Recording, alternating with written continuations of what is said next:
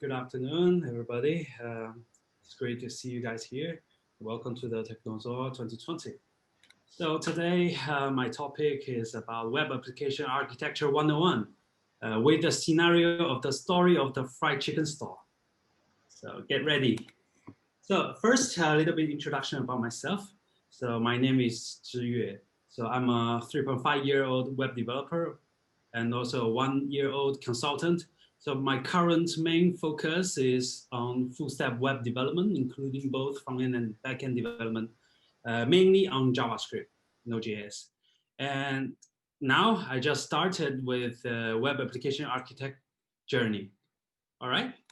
So what you can expect from this talk, this will be an elementary level talk for anyone who is interested but have little knowledge about web architecture. So in this talk, we are not going to talk about some complicated theories, but I will just do a beginner-friendly introduction with some kind of interesting scenarios. So after this talk, I hope you could understand what web architecture, web application architecture is about and how it gets evolved and why we have to care about web application architecture. All right. So first, let's start with our today's main character, which is Jérôme Fried Chicken JFC. So JFC is an organization which just opened its first restaurant at Jurong East, right? So the CEO, which is who is Jessie, she hired you as a full-stack web developer because she wants to she wants you to create a website so that the potential customers can view their menus and see the restaurant locations online. So you will think, okay, this is a quite simple task, right? So very quick, you can build up a simple static website which has HTML, CSS, and JavaScript files inside only. All right. Also, you will have some images or sounds file maybe. So this whole project is called web-jfc. All right. And then also you decided to use architectural decision record, which is the ADR, to record down all the architecture changes you have done with your project. So basically, an architectural decision is a software design choice that addresses the functional or non-functional requirements that is architecturally significant. So this consists of a title, status, context, decision, and consequences. And you can go to the following link presented here to see more details. So let's write our first ADR with our static website scenario. So of course, the status is like accepted, right? And then the context is like something which is the background of this architectural change. So here, the context is that the business needs more market awareness because with the website, the customers can see the restaurant information, including menus or the locations online. So our decision here is, okay, static website consists of pure HTML, CSS, and JavaScript. As a consequences, of course, the potential customers can go to this link and browse the restaurant menus and restaurant locations. So this is fairly quite simple.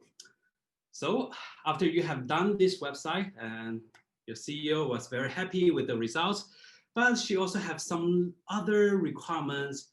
So she said, okay, it's very important to understand what customers want by listening to them. Let's say if our fried chicken is not so crispy, they might want to complain, but they find nowhere to complain, right? So why not we have an online feedback form for them to fill in their comments or feedback or complaints.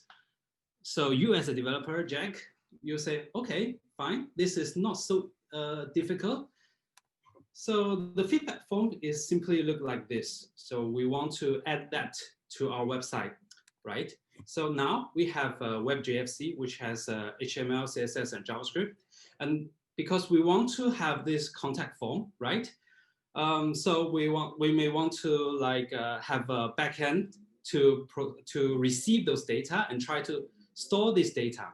So we can extend this project with the MySQL database to store our data. And then we also have our front end to send, to make the backend send the HTML, CSS, and JavaScript file to the browsers so that the form can be displayed in the browser, right? So as you can see, the MySQL database is the place where actual customer feedback records are stored. And WebJFC project is the place where the application logics to handle the customer feedback form submissions exists. And then lastly, in the browser accepts the HTML, CSS, and JavaScript files only, and then display them to the customers. All right. So you can refer this as a persistence layer for the MySQL database, app logic layer for the WebJFC, and presentation layer for the browser. So this is very classic three-tier architecture, or also you can refer it as a layered architecture because you have 3 layers of the components. All right. So here for the ADR, we will state this as dynamic website with a layered architecture. The context is that the current website is static. We can't have our website to be interactive. So our decision is to upgrade this website to be dynamic with the MySQL database to store the information. And also you can retrieve the information somewhere else for analytics maybe. As a consequence, customers can submit their feedback through the online form. And the information is also captured and stored inside of the MySQL database. So everything goes very well. And your genius CEO was very happy with your work, and she started to ask for more things. So she was like, okay, I think we need some more functions in our website, such as blogs, food reviews, online deliveries, or promotions. Maybe you can help me to solve it. All right. You are happy to accept the task because you also wanted some challenges, right? So you quickly identify all the requirements from your CEO and identify that, okay, here I have to create this kind of new modules, including some of the customer feedback modules, authentication modules, blog modules, blah, blah, blah. And now you are going to have these multiple modules to be fit inside of your current architecture, which is your 3-tier architecture, right? So where are you going to put it? Of course, you have to put it in your WebJFC project, right? So inside of your WebJFC project, you will have these multiple modules here like this. So this is called monolithic architecture because inside of the one project, you have multiple modules, a lot of modules, and so that this project is becoming very, very large. So for this one, our ADR will be something like, the context is that since the business is growing, we need more features to attract customers' interest so that we will build a lot of modules inside of this one WebJFC project. So as a consequence, within this one project, it's very easy to onboard new features because everything is at one place. And it's also fairly easy to test the functionalities because you don't have to jump among different kind of projects within one project. You can do a lot of things here. All right. And then everything was fine. But your CEO, maybe she found out some issues about our current architecture. Basically is that she received some complaints from the customers about our website. It's about sometimes the website is down for a while, or sometimes it's extremely slow to open the pages especially at the peak hour, for example, lunchtime. So you as a developer, you are thinking, well, cloud is a popular choice. Maybe we can consider that. Given that our project is in a monolithic architecture, it's fairly easy to deploy our applications, and also we can do some performance enhancement about our monolithic project, right? So currently we are having this kind of architecture, right? So with the cloud, I can put this project inside of AWS, right? And we can also do some kind of horizontal scaling. So what is horizontal scaling? So basically it's just, I can duplicate this, our project instance whenever I need. For example, if it's at peak hour, for example, lunchtime, there are a lot of customers accessing our website, making the orders, check the deliveries, right? So the traffic may becomes extremely high at that point of the time. So with horizontal scaling, you can, at that time, you can add in more instance of WebJFC instance, right? So that it can have, it can be the web request, the HTTP request can be handled by a different instance so that your performance can be maintained. Another example is that if you are going to do a deployment, right, inevitably there will be a downtime for your project, right? So if we have this kind of horizontal scaling, when we are deploying to one of the instance, the other instance are still functioning, they are still running. So you can remain some sort of consistency, right? So, and then after that, you have a load balancer. So the load balancer can decide which instance the request is going to. All right. So here, the ADR for the load balancer with replications in AWS. So the context is like the service may experience downtime during the deployment or have a high traffic volume at some period of the time, such as lunchtime. So this will significantly affect our performance, right?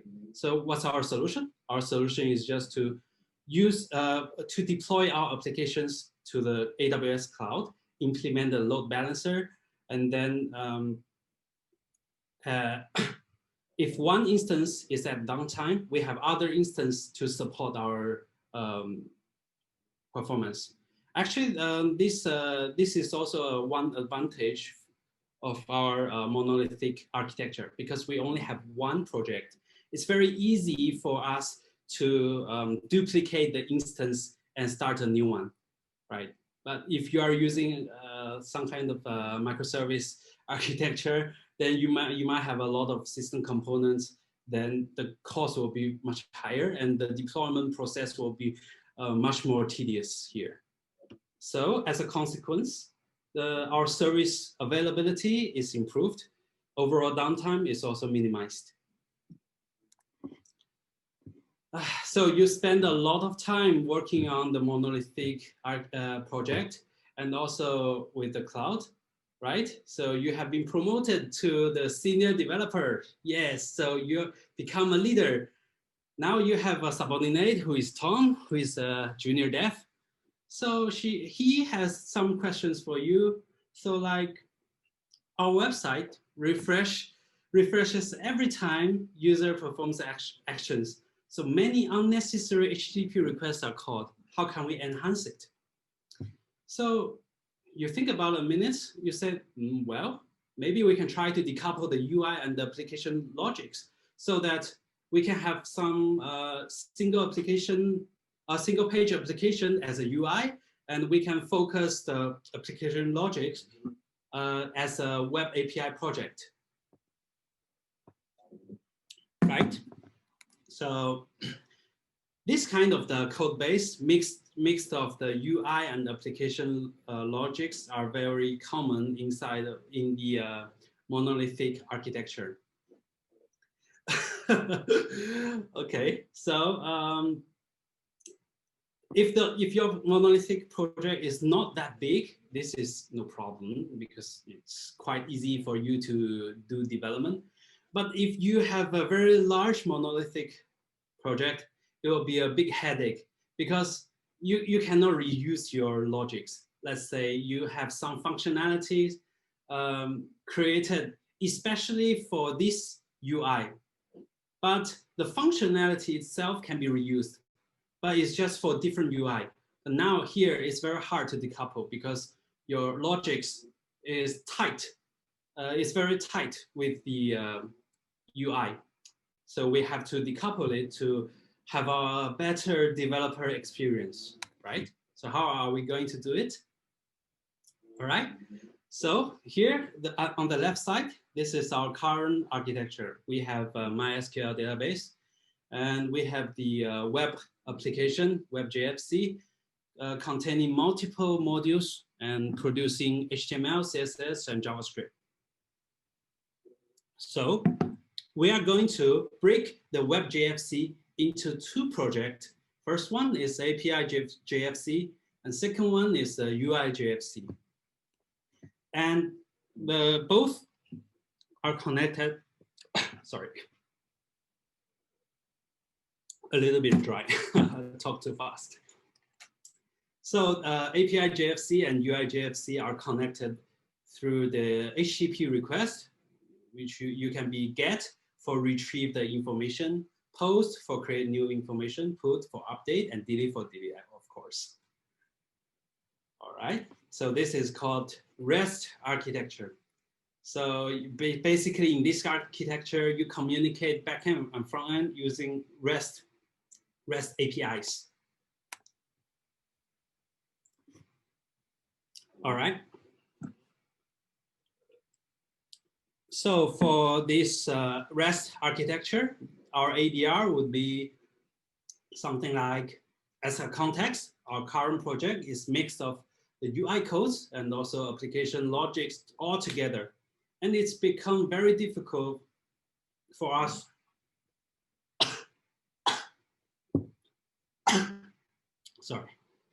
to reuse the logic because all of them are coupled together, right?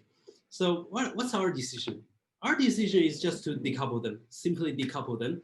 And then we have two separate projects. The first one is the web API. The second one is the single page application. You can use it as Angular, React, or Vue, whatever you want, or even Svelte if you want. So they are connected via HTTP request,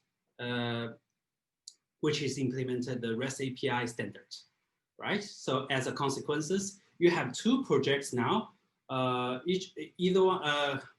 first one is focusing on the backend logics. The second one is focusing on the UI code, right? So our code reusability is enhanced because because even though some of the UI parts are different, but their logics are the same. So you can reuse that part of the logics. So another scenario, after a few hundred of days, you are kind of like questioning your subordinate Tom. Why it takes you so long to complete this feature? What is the obstacle you're facing? So Tom was so sad and he has no choice but just to say, well, the features involves multiple parts of the system.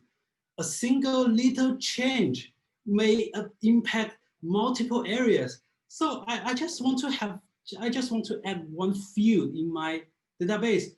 It turns out it breaks down my whole applications. It affects so many areas. I cannot resolve it.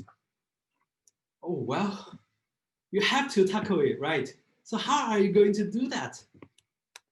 Well, we can review our current architecture for the API JFC now.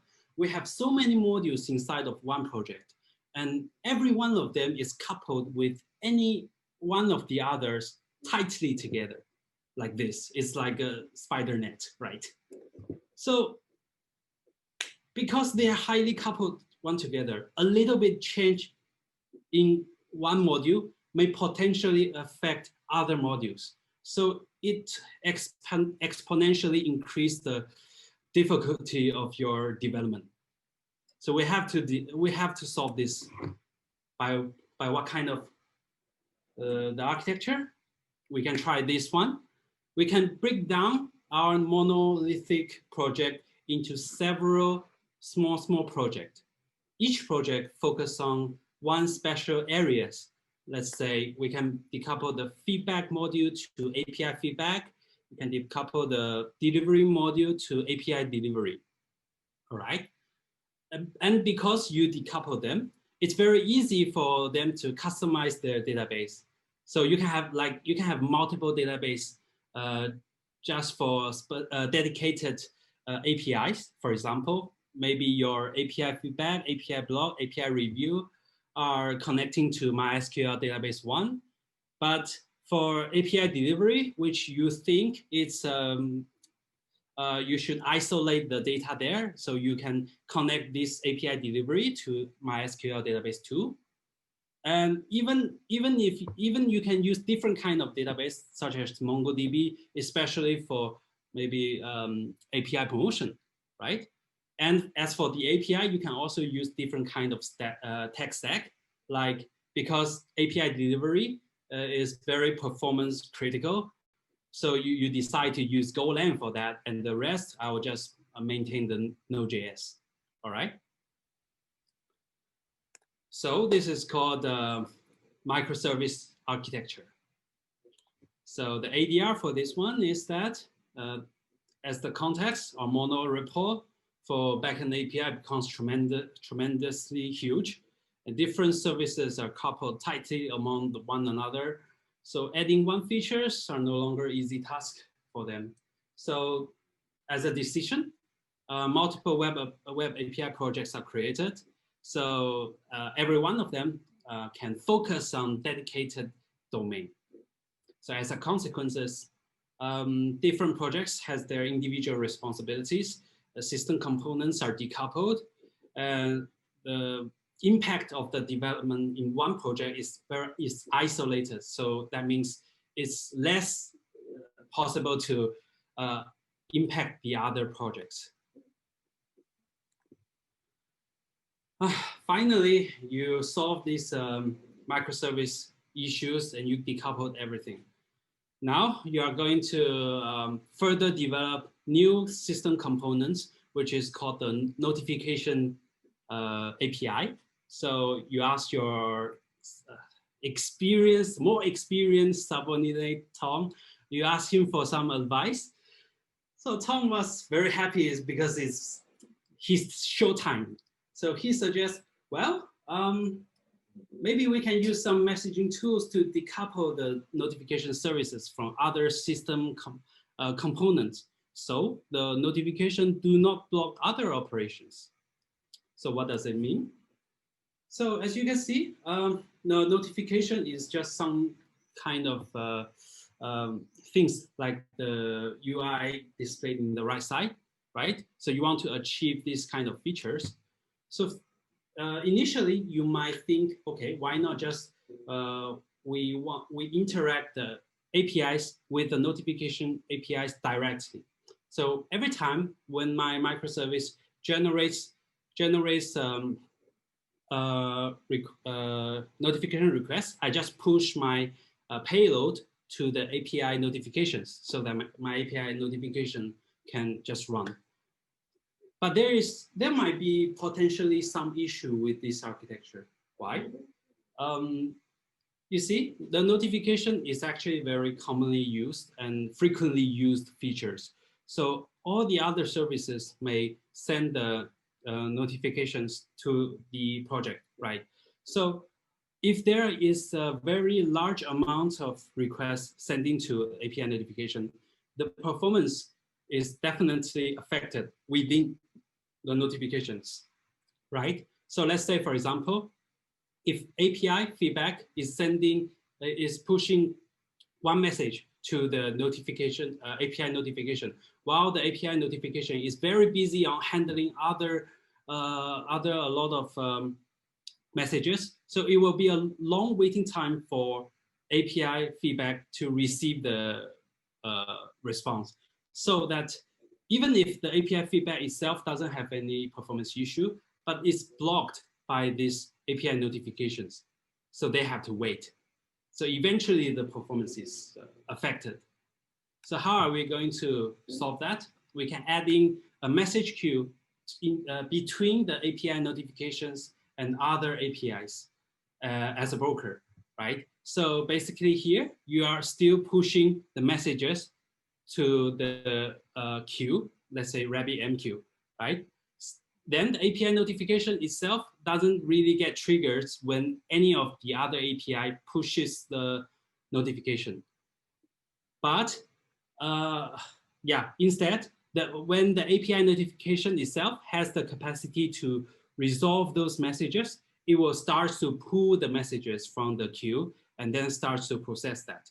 So in this kind of scenario, you achieve the asynchronous effect, all right? So actually, I have a better example to describe to compare these two operations from synchronous and asynchronous.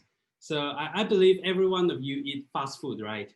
You guys often goes to our competitors, which is KFC and McDonald's, right? So in KFC, when you are ordering, right? You order, then you stand there and wait for the food get served, right? So you have to wait for a long time. There is one time when I went to the KFC, I only saw like 7 or 8 people in front of me, but I waited for like 30 minutes to get my food to be served, right? So this is kind of like a synchronous approach, because the food ordering and the food serving are coupled with each other. Then how does McDonald's do? When you go to McDonald's, you first purchase the food, of course. Then you have the receipt. So when you have the receipt, you stand aside. So getting the receipt is some kind of like put you inside of the message queue.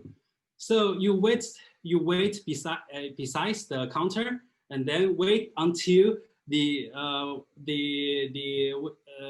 wait until they to serve you the food when the food is ready. So it's like they are asking you to collect the food. So this is like they are pulling you out from the message queue. All right. So it makes sense, right? So that's why I prefer McDonald's, because less waiting time. So this is called event-driven architecture, by the way. So for this ADR, the context is that the new notification API allows other microservices to push custom notifications. And due to high concurrency of push notification records, it's predicted that the notification processing speeds are affected, of course. And it's also causing a long waiting time for the notification service consumers. So our decision is just to put a RabbitMQ between our APIs and the notification APIs so that the notification APIs can consume the messages at its own capacity. So as a consequences, the performance of notification API do not block the performance of other services anymore. So you will have a better performance overall in your system. So eventually your hard work proves your value, and you finally got promoted to the chief web architect. You are so happy about your achievement. And of course, there are more challenges you want to do. Actually, there are a lot of other architecture patterns, styles we can explore, such as component-based, peer-to-peer, rule-based architecture. And all these architecture styles are dedicated to solve some different kind of the problems. So you can try to explore some of them. So here comes our summary. So how did our architecture evolve? So first, we have a static website, right? Why do we have a static website? It's simply we just want to swiftly make the information available online to open the market, right? We don't need those fancy features. We just want our information to be available. So we decided to just deploy a static website. Then after that, as the market grows, we have more demands. We want some interactions with the customers, right? So we kind of upgrade our static website to have a layer architecture, which has the database to be newly added to store the informations we want to gather. And then later we can use this information to do analytics or some operations. That's why we have the layer architecture. Then after that, as our business further grows, we will have a monolithic architecture probably because we have multiple, more and more modules to be built. And then later we have a REST architecture. It's simply just because the monolithic architecture is too huge. Inside of one project, we have so many modules. So we need to decouple it for the for our better developer experience and also for the good of the system performance and health.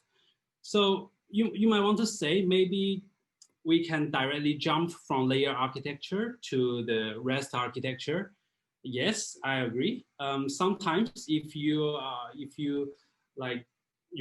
are quite experienced, you can anticipate that, okay, we are going to have this kind of modules, new features. We can plan ahead. We can plan to have a REST architecture just at the layer architecture stage. It's totally okay, I think. All right. Then after that, oh, sorry, that is microservice architecture I was talking about. So from the REST architecture, we proceed to the microservice architecture to have multiple projects which is dedicated in one of the areas. So I was saying that you actually can directly plan the microservice architecture from the layered architecture. All right. And then lastly, event-driven architecture. Why did we have event-driven architecture? It's basically just we want to have furtherly decouple the system components within the microservice architecture because we already found out the bottleneck of the communications between the services. That's why we want to implement the event-driven architecture. So what is the model behind the architecture involvement? So first, of course, we want to grow business, right? So because we want to grow business, inevitably we will discover the new market demands, such as, for example, initially we are just selling food at the store, right? Then later your CEO may find that why not we deliver the chickens to their home? We deliver the fried chicken to the home. So we want to have a delivery service, right? So the delivery service is a new market demand. But this new market demand will expose some technical limitations, like because we want to have a delivery features, but currently we don't have the delivery features in our application, so we want to build it, right? But to build the delivery modules, we will see there is an architectural limitations because delivery modules may be very performance critical. So we have to adjust our architecture or improve architecture to fit the changes, so that after you improve your architecture and onboard the new features, eventually you will provide better products or services. And then you close the cycle, then you start to want to grow business again. So at last, what is the architecture? Some people say it is like how the high-level components are wired together, such as API server, database, message queue, gateway load balancers. Well, some other people says, is it some kind of the decisions you wish you could get right early in your project? Like in the very beginning, you have already decided what are the components I have?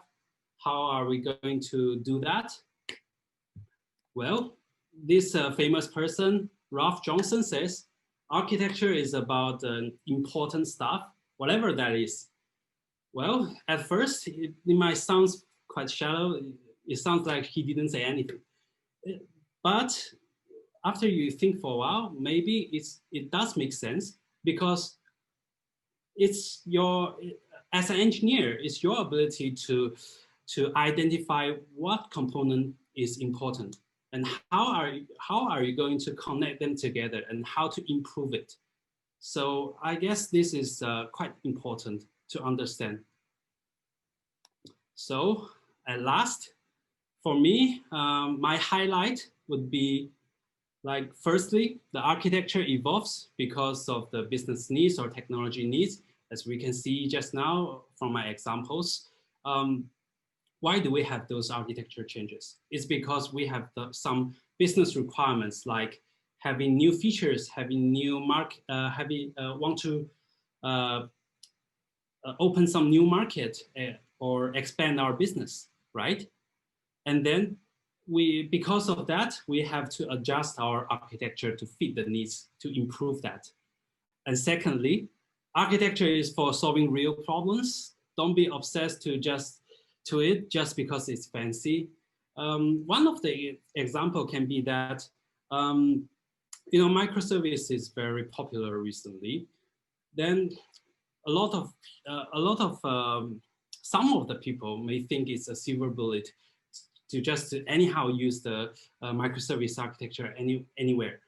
But sometimes it might not really be necessary, especially for those small companies, which doesn't really have too many functionalities, right? At that time, adopting the microservice architecture might not be the best choice because it increases the system complexities.